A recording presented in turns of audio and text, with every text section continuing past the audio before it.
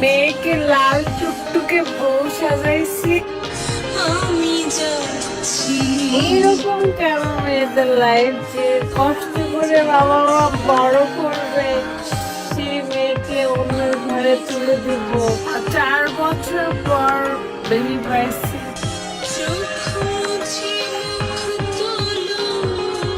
4 বছর কান্না করে করে চেয়েছিলাম, তারপরে আল্লাহ আমাকে বেবি দিয়েছে।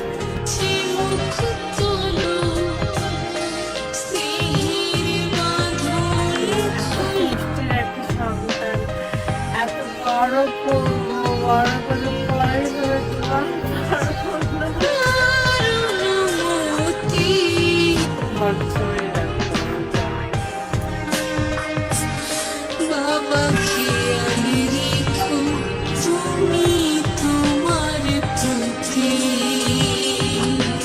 যখনই আমি ভাবি আমার মেয়েটাকে বিদায় দিতে হবে পরের ঘরে, তখনই আমার কান্না পায়। আমি জানি না কেন আমার কান্না পায়, হয়তো সব মায়েরাই এমন। দেখেন আমার মেয়েটা কি দুষ্টু, এত মন খারাপ করতেছে শাড়ি পরবে না জন্য, তারপরও তাকে পরাচ্ছিলাম। কি কিউট লাগতেছে, মাশাআল্লাহ। একটু একটু ব্লাশ আর একটু লিপস্টিক দিয়ে দিচ্ছিলাম। তাকে লিপস্টিক দেওয়ার জন্য যতবার বলেছি আম্মু একটু হা করো, যখন হা করতেছে, যখন বলতেছি মুখ বন্ধ করো, তখন মুখ বন্ধ করতেছে। সোনা মা আমার কত কথা বোঝে।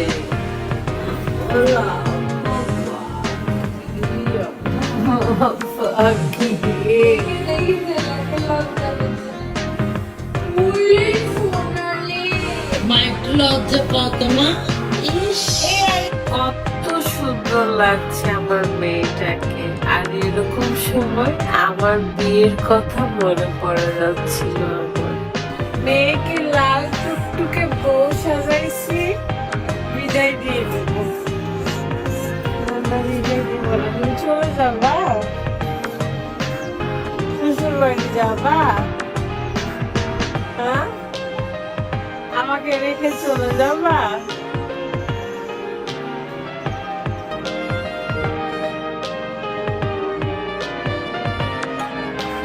মেয়েটাকে লাল টুকটুকে বউ সাজাইছি। মেয়েদের লাইফটা একদম অন্যরকম, যে এত কষ্ট করে বড় করবো, বাবা মায়েরা বড় করবে বাচ্চাদেরকে, আর বড় হলে পরের ঘরে বিদায় করতে হয়।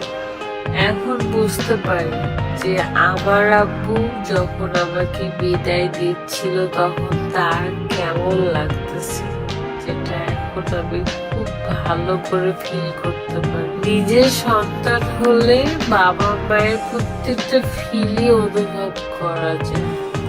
আমার মেয়েটা আস্তে আস্তে বড় হয়ে যাচ্ছে, একসময় পরের ঘরে বিদায় দিব।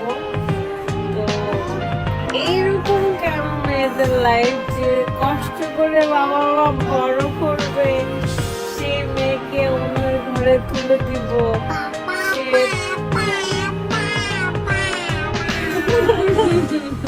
সে ওই সময় কেমন থাকবে না থাকবে, অনেক কিছুই টেনশন। মানে আমি অনেক কিছু থাকতে পারবো না। রাত তো বলে যে ঘর জামাই রাখবে, জামাইকে ঘর জামাই রাখবে, এরকম বলে। মেয়েকে রেখে থাকতে হবে না, অনেক কষ্টের ফল মেয়ে। কারণ আল্লাহর কাছে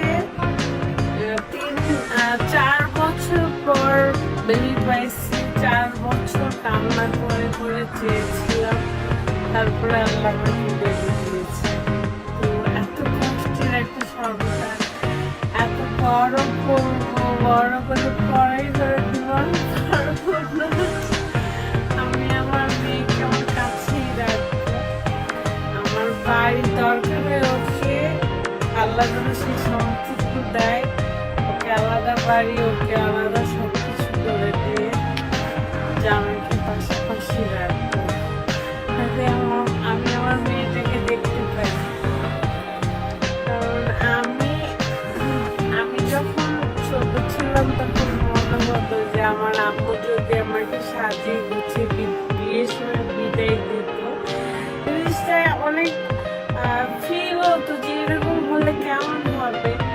মায়েরা কান্না করে বিয়ের সময়, মেয়েরা কান্না করে, কিন্তু আমি আমার আব্বুকে দেখি শুধু খারাপ লাগতেছিল, আব্বুর জন্য কান্না করছি। কেউ ছিল না আমার শুধু কান্না করার জন্য, যে ছিল আর একজন আমার কোনো নাই।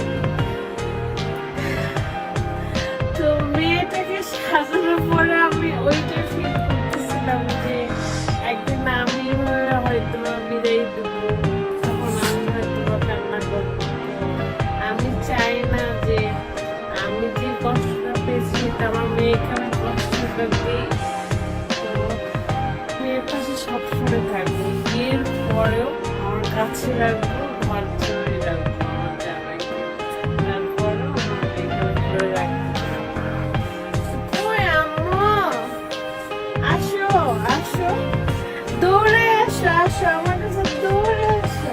মায়ের সুখটা সবার কপালে হয় না, তো আমি চাই না যে আমার মেয়ে কখনো এক সেকেন্ডের জন্য হলেও আমাকে মিস করুক, কারণ আমি জানি মাকে মিস করার ব্যথাটা কি।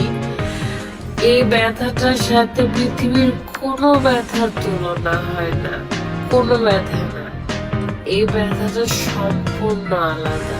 তো আর কি, আমার মেয়েটাকে সুন্দর একটা শাড়ি পরেছিলাম, তাই আমি একদম ইমোশনাল হয়ে গেছি। আমার অনেক কিছু মনে পড়তেছিল। আমরা বাবা মারা যতই বলি না কেন মেয়ের জামাইকে ঘর জামাই রাখবো, এরকম আসলে হয় না, বেশি আবেগী হয়ে যায় জন্য আমরা এসব বলি। কিন্তু পৃথিবীর নিয়মেই আমরা চলতে থাকি। আমরা চাইলেও যেটা চাই সেটা করতে পারি না, আর যেটা চাই না সেটা মাঝে মাঝে হয়ে যায়।